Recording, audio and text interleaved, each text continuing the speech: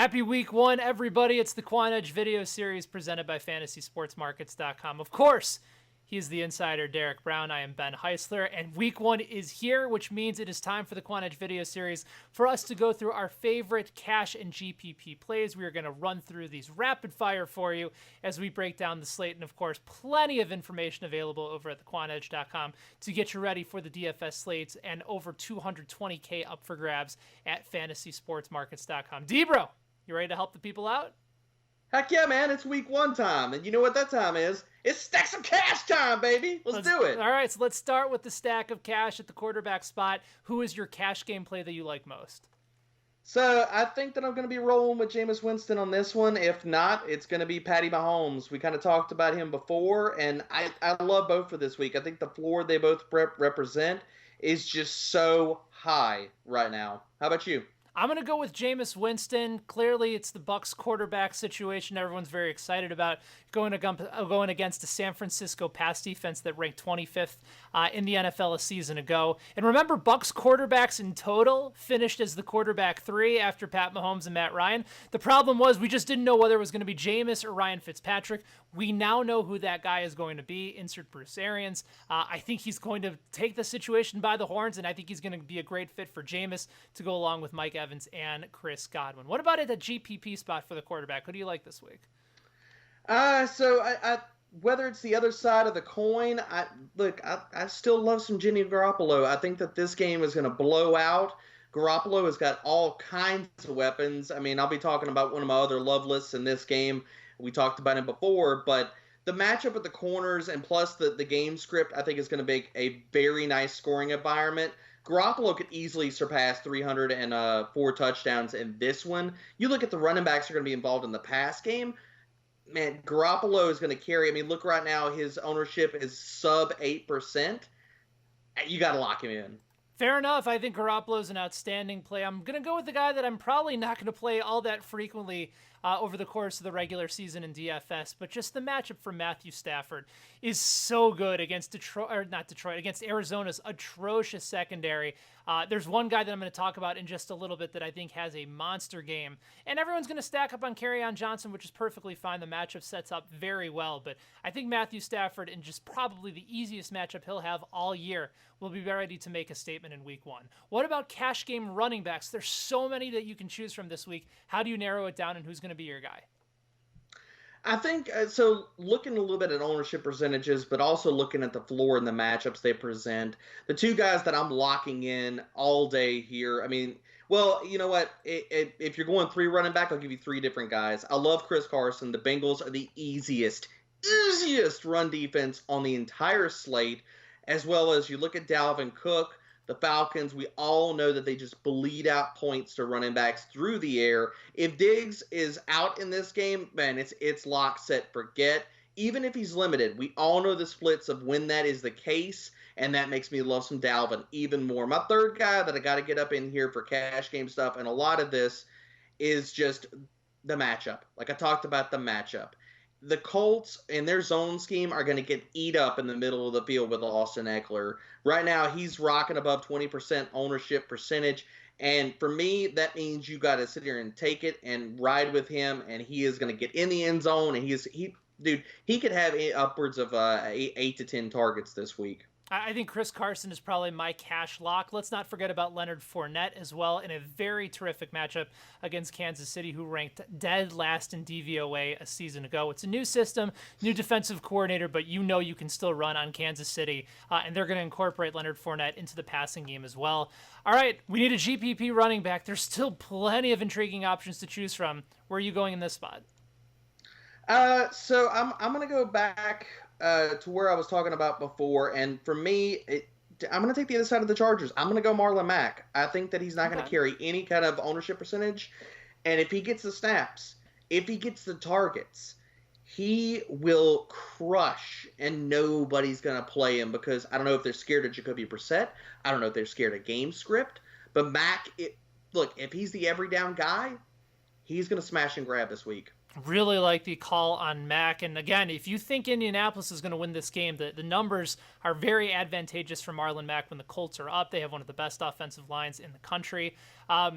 This is also, for me, the opportunity that if you're ever going to play Todd Gurley and feel somewhat comfortable during the start of the season, that's going to be my guy in a high-scoring potential affair on the road against Carolina. It's crazy to think at Todd Gurley's numbers. In 29 games, he has 40 total touchdowns and nearly 4,000 total yards, and everyone just wants to stay as far away from him as possible. He actually finished with 13 less fantasy points in PPR leagues than Saquon Barkley and Christian McCaffrey, and he played in 2 less games. So remember that this is somebody with an immense level of volume, can put up stupid good numbers, and I think this is going to be the healthiest that we'll see him all year in a game that they're going to need him in order to win on the road at Carolina. Wide receiver, there's some really intriguing cash game options. Who did you narrow it down to? So the guy that I'm going to lock into every single cash lineup is going to be Chris Godwin. The matchup of Quan Williams in the slot is just too juicy. And we talked about the total. I mean, this is my favorite, one of, if not my favorite game on the entire slate. And I think Chris Godwin, look, Mike Evans is popped up on the injury report. If he's limited, if anything, that's the case. Regardless, he's going to get volume, and he's got the matchup to boot. I mean, I think that he's going to be popular, but you don't care about that for cash. You want the floor, you want the ceiling. Let's go. I'm with you on Chris Godwin there. If you look at the Quant Edge's matchup percentile tool, it is him and John Brown that arguably have the best matchups of the slate. So Godwin is going to be chalky, but regardless, I think you have to eat it and feel super good about it. And then what about on the GPP side? Who are you looking there? He's going to carry no ownership, man, and I'm going to love it all day. Give me some 4-3 speed versus Breeland on the outside. I want some shares of Chris Conley in this matchup versus the Chiefs. You got revenge game for Chris Conley. Yes! Revenge game narrative, baby. And plus, like, look, I was all up in the preseason. There's been tons of talk about Nick Foles and his connection with Chris Conley. You match him up against Breeland on the outside, who played primarily in the slot for the Packers last year, in his 4.6 speed, versus a burner like Conley who can rock it at 4.3.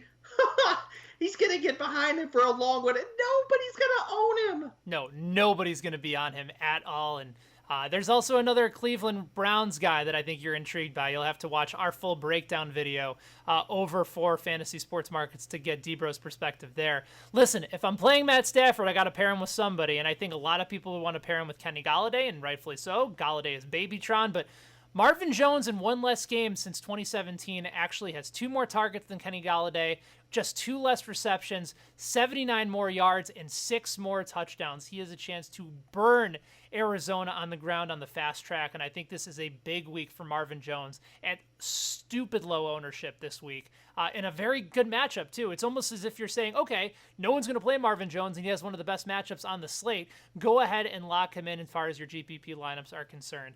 What about at the tight end spot? Let's wrap things up. Who's your guaranteed cash tight end of the week? I'm stuck between 2 different guys. I think that because I love Mahomes and because we know Tyreek Hill is going to see a lot of Jalen Ramsey, I've got to lock in Travis Kelce. The volume is there. He's basically their wide receiver 1. I mean, what else do you want? He's not going to see any kind of double coverage and things of that nature. He went for 100 yards last time these 2 teams played. Why would he not do it again? Lock, set, forget. Fair enough. Kelce is a great play and was actually one of the few wide receivers last year for Kansas City. Mahomes did not throw a touchdown in that game against Jacksonville, yet Travis Kelce certainly got himself involved in the offense. So I think Kelce is a great play. Hunter Henry is another game that you can go with. But I'm with you probably. Kelce is going to be that lock cash tight end for me when it comes to that spot. Finally, GPP tight ends. Where are you going, my friend? People don't want to deal with the stink. I'm saying let's roll around in the trash. Let's get nasty this week. It's all Evan Ingram for me. Going against the Cowboys, 4 career games. He's seen 7 targets in every single one of them. Last 2 games, he got a red zone look and scored a touchdown in his last 2 games. They've talked about how he's going to be involved in this pass offense. Golden Tate is out now. Shepard's got a bum thumb. It's all Evan Ingram and GPPs for me.